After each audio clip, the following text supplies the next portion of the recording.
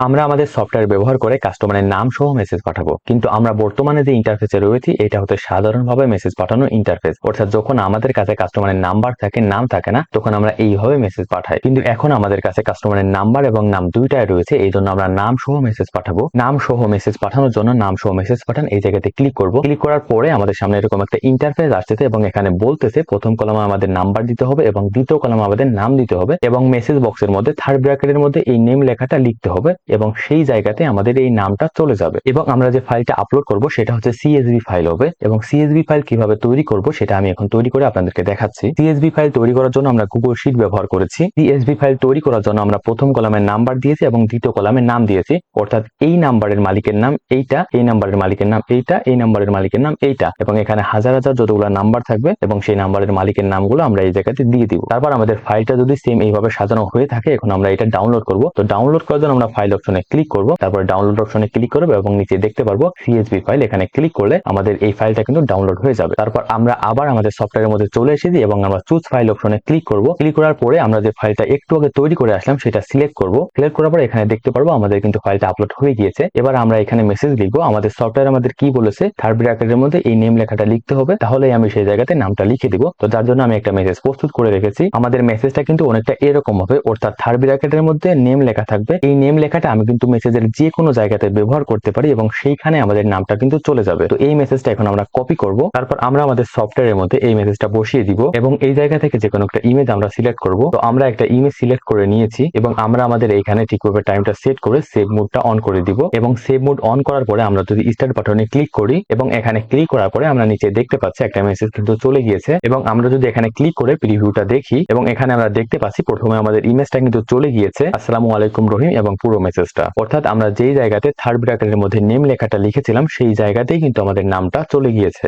এবার আমরা যদি একটু শীটের দিকে লক্ষ্য করি তাহলে আমরা দেখতে পারবো এই নাম্বারের মালিকের নাম কিন্তু ছিল এইটা। এবার যদি আমরা আবার সফটওয়্যারের মধ্যে আসি তাহলে আমরা দেখতে পারবো এই নাম্বারের মালিকের নাম কিন্তু ছিল এইটা। সেম আমরা কিন্তু চাইলে আমাদের কাস্টমারের নাম সহ এইভাবে মেসেজ পাঠাতে পারি।